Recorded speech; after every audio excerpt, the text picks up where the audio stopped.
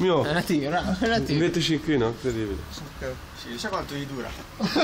Non va male. Sì, 25, 25. Ok, ma per il prossimo anno. Questo è per un anno, pare. Ci avrà un fondo quello lì. Sì. È nuovo, È la quarta che l'era prima. È il 17. Era gonfio, Questo è il 17. Oh, questo ti tira di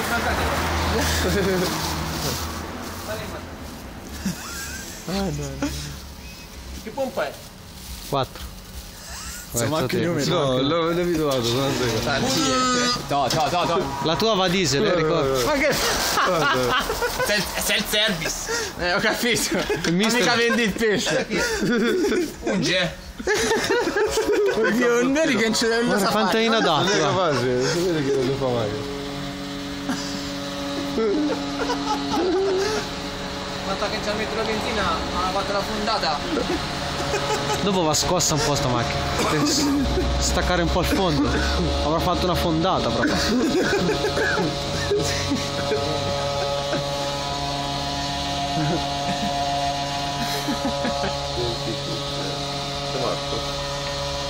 Ma 30 ero troppo. Siamo 25. Con queste qui sono davanti altri 6 mesi. Sì. Quanto tempo va a evaporare? Ho aumentato la benzina, mi porta la seconda. Allora anche se gli metto 60 euro al litro, che cazzo ne frega? C'è un anno con 65 euro 6 mesi. All'estate ci arrivi. Io 15 litri. Ma goccia non la fa scrollare fuori, 15 litri spaccati. E mo fino all'estate siamo a posto. Ale. Fino a settembre.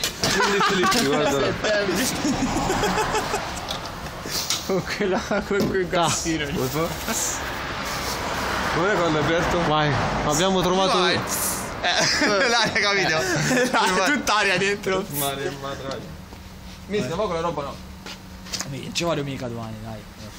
Ora, sta bene, hai detto. Sta-